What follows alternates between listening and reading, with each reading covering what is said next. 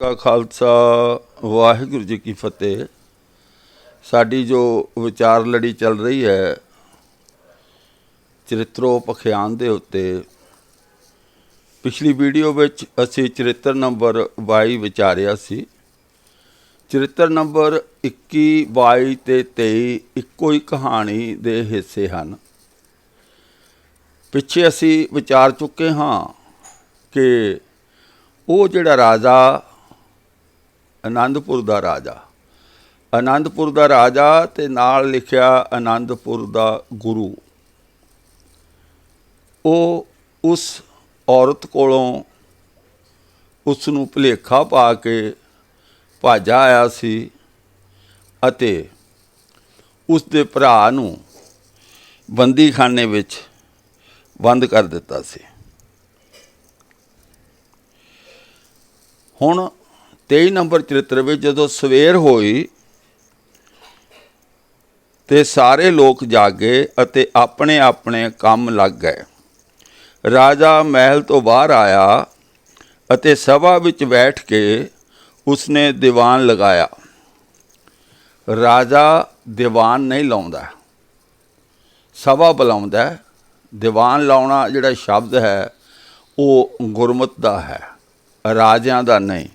ਇਹ क्योंकि लिखारी बड़ी ही शरारत भरे तरीके दे नाल सारी कहानी नूं राजे तो हटा के गुरु उत्ते केंद्रित करना चाहुंदा है, पर डरदा भी है भी जे सिखां नूं पता लग गया कुट्टणगे मारनगे तां इस करके गोल मोल गल्लां करके राजा लिख दिता।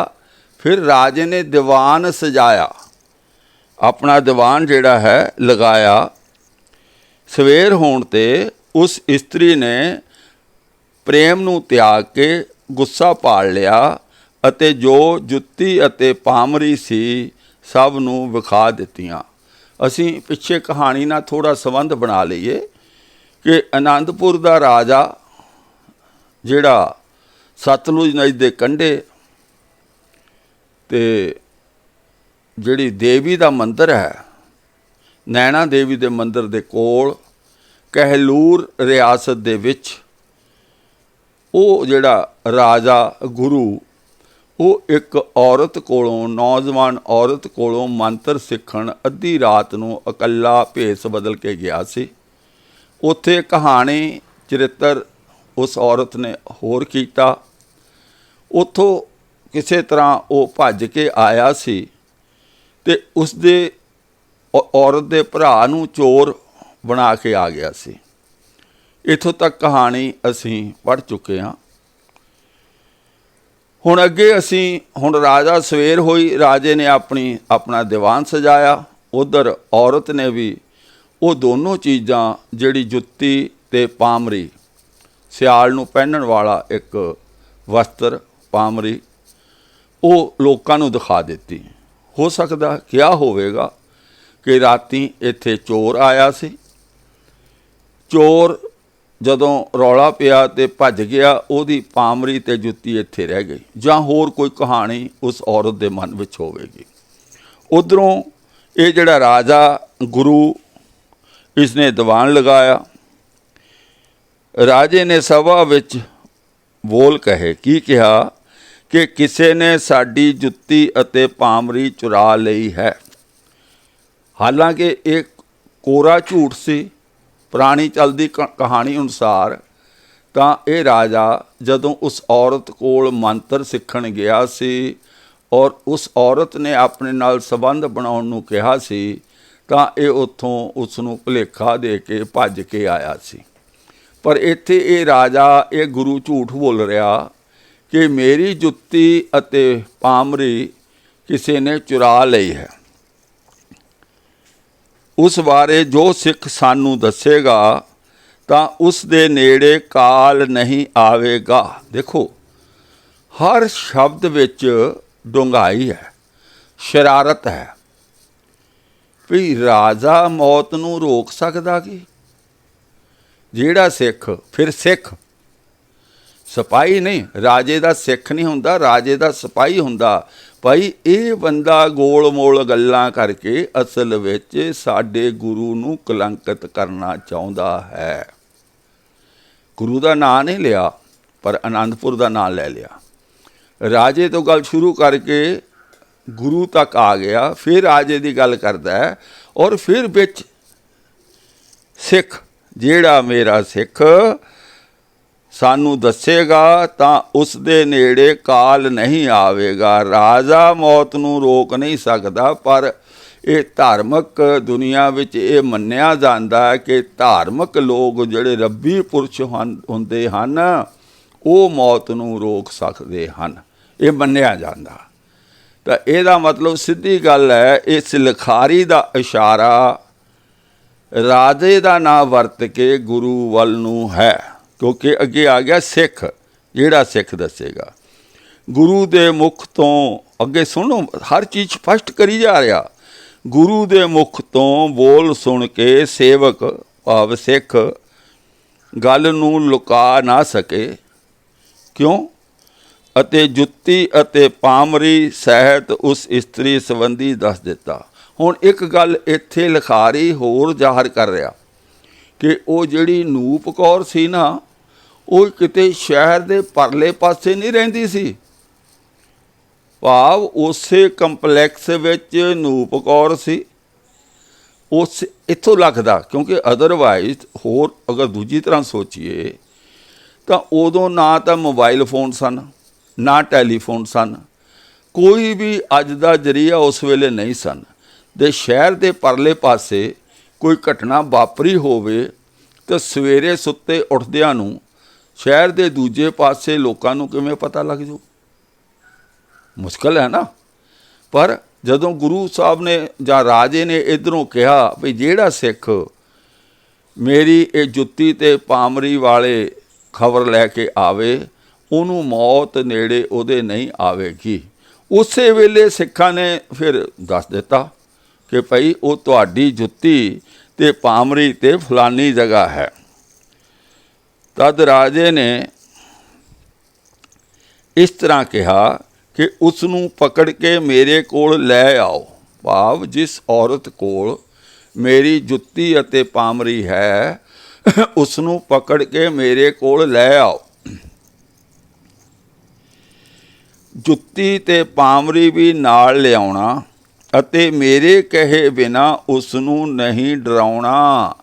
ਆ ਜਿਹੜੀਆਂ ਗੱਲਾਂ ਇਸ਼ਾਰਾ ਲਿਖਾਰੀ ਕਿੱਧਰ ਨੂੰ ਕਰ ਰਿਹਾ ਹੈ ਕਿ ਜੇਕਰ ਇੱਥੇ ਮੇਰੇ ਕੋਲ ਆਉਣ ਤੋਂ ਪਹਿਲਾਂ ਉਸ ਔਰਤ ਨੂੰ ਜੇ ਡਰਾਇਆ ਧਮਕਾਇਆ, ਕਿਤੇ ਉਹ ਸਾਰਾ ਪੋਲ ਨਾ ਖੁੱਲ੍ਹ ਦੇ ਕਿ ਰਾਤ ਨੂੰ ਮੈਂ ਇਕੱਲਾ ਭੇਸ ਬਦਲ ਕੇ ਉੱਥੇ ਗਿਆ ਸੀ, ਫਿਰ ਤਾਂ ਸਾਰੇ ਸਿੱਖਾਂ ਵਿੱਚ ਪੈ ਜੂ ਖਲਾਰਾ।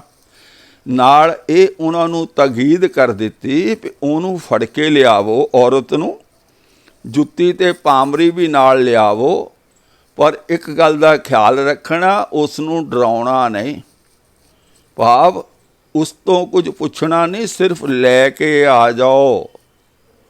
ਹਰ ਚੀਜ਼ ਵਿੱਚ ਲਿਖਾਰੀ ਇੱਕ ਸ਼ੱਕ ਪੈਦਾ ਕਰ ਰਿਹਾ। ਸ਼ੱਕ ਕਿਹਦੇ ਉੱਤੇ ਪੈਦਾ ਕਰ ਰਿਹਾ? ਉਹ ਰਾਜਾ ਜਿਹਨੂੰ ਗੁਰੂ ਵੀ ਕਹਿੰਦੇ ਨੇ, ਜਿਸ ਦੇ ਸਿੱਖ ਨੇ, ਉਹ ਰਾਜੇ ਉੱਤੇ ਸ਼ੱਕ ਪੈਦਾ ਕਰ ਰਿਹਾ ਹੈ। ਰਾਜੇ ਦੇ ਬੋਲ ਸੁਣ ਕੇ ਲੋਕੀ ਲਲਕਾਰ ਕੇ ਪੈ ਗਏ ਅਤੇ ਜੁੱਤੀ ਅਤੇ ਪਾਮਰੀ ਸਹਿਤ ਉਸ ਇਸਤਰੀ ਨੂੰ ਲੈ ਆਏ। ਜੁੱਤੀ ਵੀ ਲੈ ਆਏ ਤੇ ਉਹ ਪਾਮਰੀ, ਸਿਆਲ ਨੂੰ ਪਹਿਨਣ ਵਾਲਾ ਕੱਪੜਾ ਜਿਹੜਾ ਸੀਗਾ, ਵਸਤਰ, ਉਹ ਵੀ ਲੈ ਕੇ ਆ ਗਏ। ਅੱਗੋਂ ਰਾਜੇ ਨੇ ਕਿਹਾ, ਹੇ ਸੁੰਦਰੀ, ਦੱਸ ਤੂੰ ਕਿਸ ਲਈ ਮੇਰੇ ਵਸਤਰ ਚੁਰਾਏ ਹਨ? ਫਿਰ ਝੂਠ ਬੋਲ ਰਿਹਾ ਉਹ ਰਾਜਾ ਜਾਂ ਗੁਰੂ, ਕਿਉਂਕਿ ਦੋਨਾਂ ਲਫ਼ਜ਼ਾਂ ਨਾਲ ਇਸਨੇ ਉਸ ਨੂੰ ਸੰਬੋਧਨ ਕੀਤਾ ਹੈ। ਉਹ ਇੱਕ ਝੂਠ ਬੋਲ ਰਿਹਾ ਕਿ ਤੂੰ ਮੇਰੇ ਵਸਤਰ ਕਿਉਂ ਚੁਰਾਏ ਹਨ?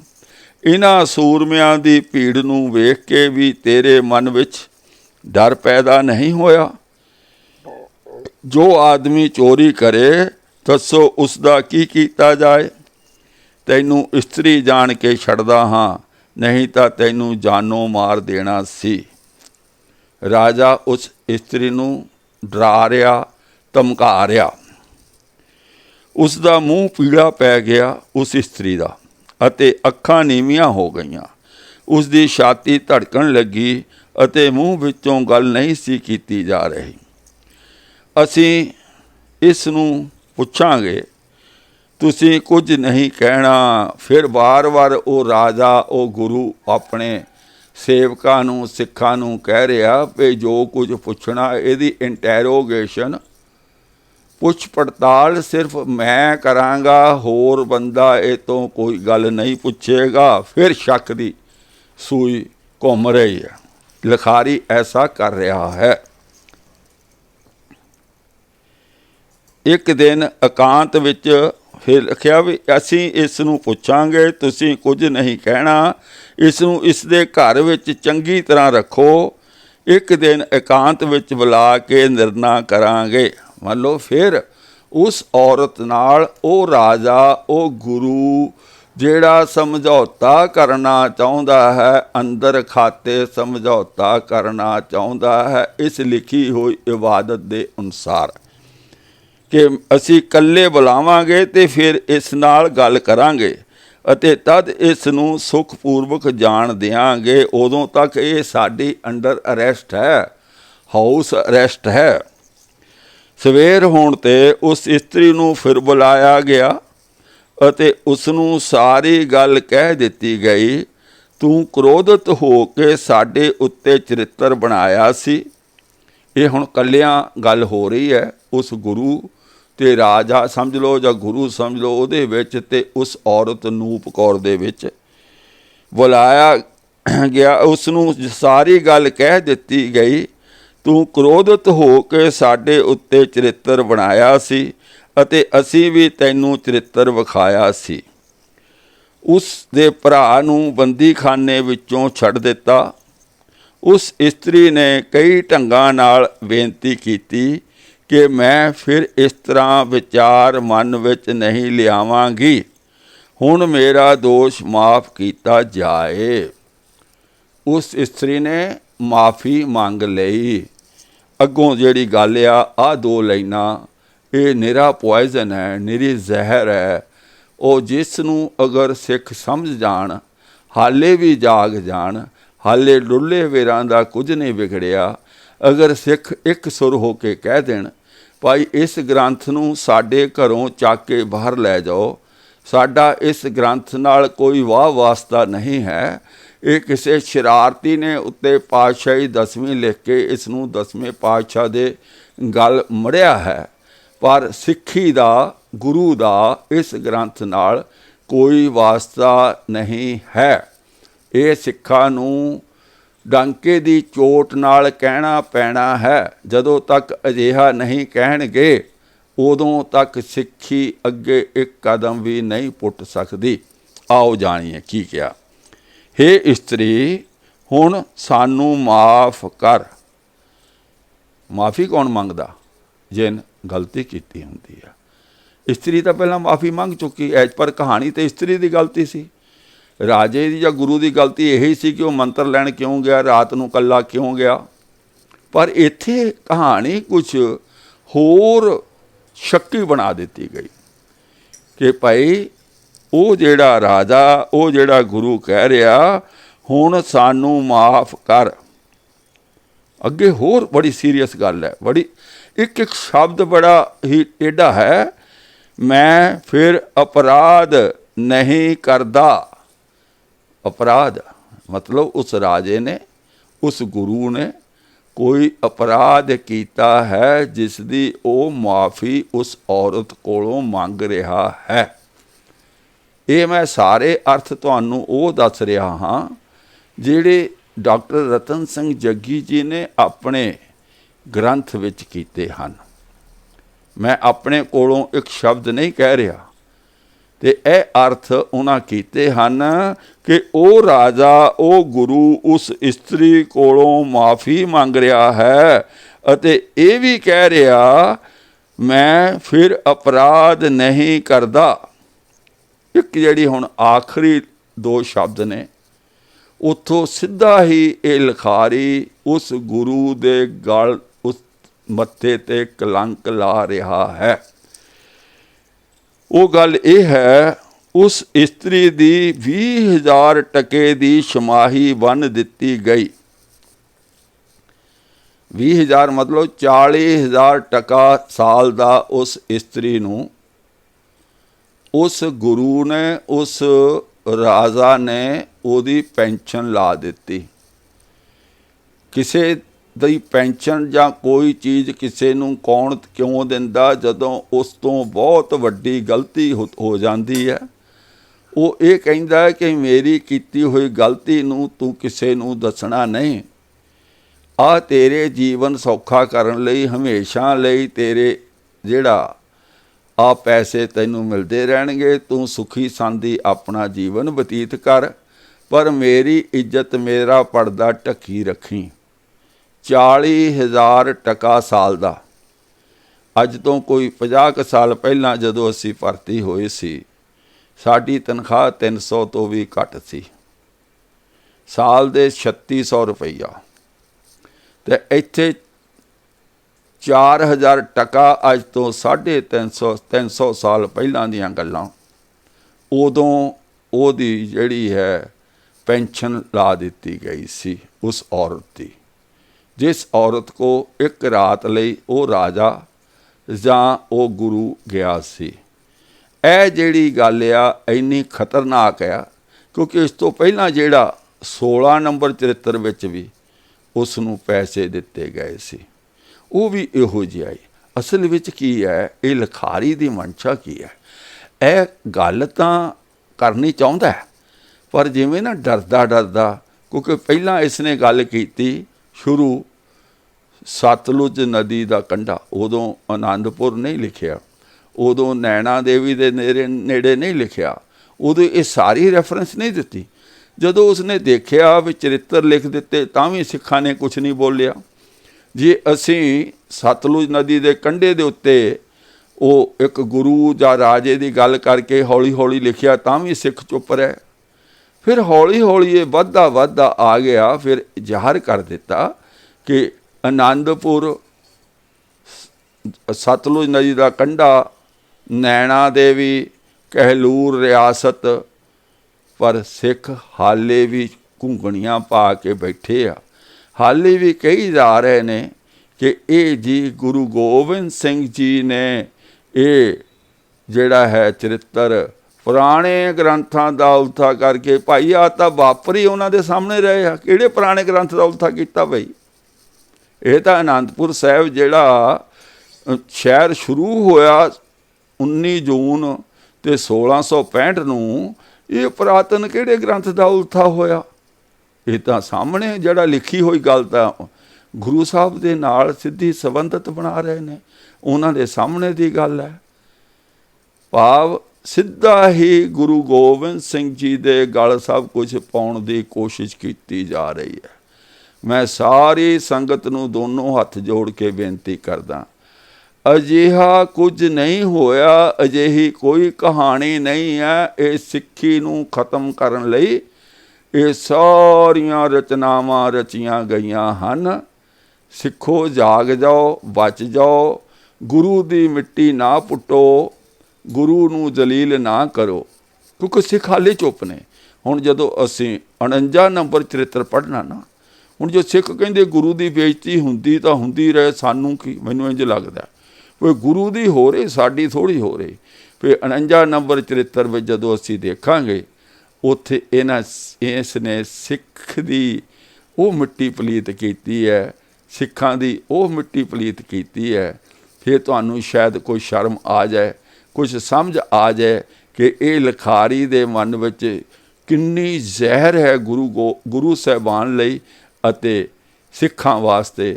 ਫਿਰ ਹੀ ਜਾਗ ਜਾਓ, ਨਹੀਂ ਜਾਗਣਾ ਬੇਸ਼ਰਮੀ ਦੀ ਹਾਲਤ ਵਿੱਚ ਜਿਉਣਾ। ਭਾਈ ਸਿੱਖੋ, ਤੁਹਾਡੀ ਮਰਜ਼ੀ ਹੈ, ਪਰ ਇੱਕ ਗੱਲ ਮੈਂ ਸਾਫ਼ ਕਹਿ ਦੇਵਾਂ, ਹੁਣ ਇਹ ਜਿਹੜੇ ਬੇਸ਼ਰਮੀ ਦੀ ਹਾਲਤ ਵਿੱਚ ਜੀਣ ਵਾਲੇ ਤਾਂ ਜਿਹੜੇ ਅਣਖ ਨਾਲ ਜੀਣ ਵਾਲੇ, ਇਹਨਾਂ ਨੂੰ ਅਲੱਗ-ਅਲੱਗ ਸੋਚਣਾ ਹੁਣ ਪੈਣਾ ਵੀ ਜਾਂ ਤਾਂ ਇਕੱਠੇ ਹੋ ਜਾਓ, ਅਣਖ ਨਾਲ ਜਿਉਣ ਵਾਲੇ ਬਣ ਜਾਓ, ਔਰ ਇਹ ਕੂੜ ਕਿਤਾਬਾਂ ਸਾਰੇ ਗ੍ਰੰਥਾਂ ਨੂੰ ਆਪਣੇ ਸਿਰ ਤੋਂ ਲਾ ਦਿਓ ਭਈ ਇਹ ਸਾਡਾ ਇਹਦੇ ਵਿੱਚ ਕੁਝ ਨਹੀਂ ਰੱਖਿਆ ਹੋਇਆ। ਮੈਂ ਤਾਂ ਕਿਹਾ ਕਰਦਾ ਯਾਰ A to Z ਪੜ੍ਹ ਲਓ ਵਿਚਿੱਤਰ ਨਾਟਕ। ਜਿਹੜੀ ਗੱਲ ਕਹਿੰਦੇ ਚੰਗੀ ਕੀਤੀ ਆ ਉਹ ਭਈ ਚੰਗੀ ਤਾਂ ਇਹ ਚਰਿੱਤਰ ਵਿੱਚ ਵੀ ਲਿਖੀ ਹੋਈ ਹੈ। ਉਹ ਚੰਗੀ ਗੱਲ ਜਿਹੜੀ ਅੰਮ੍ਰਿਤ ਸੰਚਾਰ ਵੇਲੇ ਪੜ੍ਹਦੇ ਹੋ ਨਾ, ਪਰ ਨਾਰੀ ਸੰਗ ਚਿੱਤ ਭੁੱਲ ਕੇ ਨਹੀਂ ਲਾਉਣਾ, ਉਹ ਪੜ੍ਹਦੇ ਆ ਨਾ, ਉਹ ਇਹਦੇ ਵਿੱਚ ਲਿਖਿਆ ਹੋਇਆ।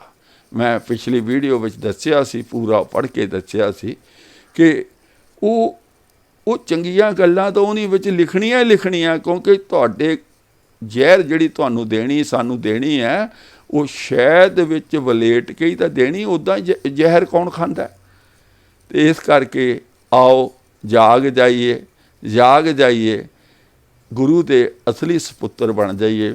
ਸਿਰਫ ਅਤੇ ਸਿਰਫ ਗੁਰੂ ਗ੍ਰੰਥ ਸਾਹਿਬ ਉੱਤੇ ਵਿਸ਼ਵਾਸ ਰੱਖੀਏ, ਉਸ ਅਨੁਸਾਰ ਜੀਵਨ ਜੀਵੀਏ। ਆਓ ਅੱਜ ਦੀ ਵੀਡੀਓ ਇੱਥੇ ਸਮਾਪਤ ਕਰਦੇ ਹਾਂ। ਭੁੱਲਾਂ ਚੁੱਕਾਂ ਦੀ ਮਾਫੀ।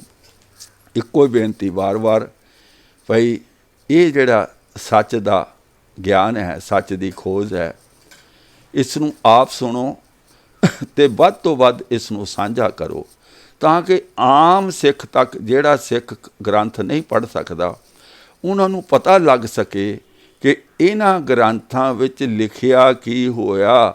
ਅਸੀਂ ਇਹਦੇ ਬਾਰੇ ਕਿਉਂ ਕੂਕ ਕੇ ਸ਼ੋਰ ਕਿਉਂ ਮਚਾ ਰਹੇ ਹਾਂ ਵੀ ਇਹਨਾਂ ਵਿੱਚ ਕੀ ਲਿਖਿਆ ਹੋਇਆ, ਕਿਵੇਂ ਸਿੱਖੀ ਦੀ, ਗੁਰੂਆਂ ਦੀ ਤੋਹੀਨ ਕੀਤੀ ਗਈ ਹੈ। ਜਿੰਨਾ ਵੱਧ ਤੋਂ ਵੱਧ ਪ੍ਰਚਾਰੋਗੇ, ਸਾਂਝਾ ਕਰੋ, ਲਾਈਕ ਕਰੋ, ਪਸੰਦ ਕਰੋ, ਚੰਗਾ ਲੱਗਦਾ। ਅਤੇ ਨਾਲੇ ਮੇਰੇ ਵੀਡੀਓ ਚੈਨਲ ਜਿਹੜਾ ਹੈ ਸੱਚ ਦੀ ਖੋਜ ਵਿਦ ਬਲਦੇਵ ਸਿੰਘ MA ਨੂੰ ਸਬਸਕ੍ਰਾਈਬ ਕਰੋ, ਤਾਂ ਕਿ ਅਸੀਂ ਸੱਚ ਦੇ ਗਿਆਨ ਨੂੰ ਘਰ ਘਰ ਤੱਕ ਪਹੁੰਚਾ ਸਕੀਏ। ਆਓ ਫਤਿਹ ਬੁਲਾਈਏ। ਵਾਹਿਗੁਰੂ ਜੀ ਕਾ ਖਾਲਸਾ, ਵਾਹਿਗੁਰੂ ਜੀ ਕੀ ਫਤਿਹ।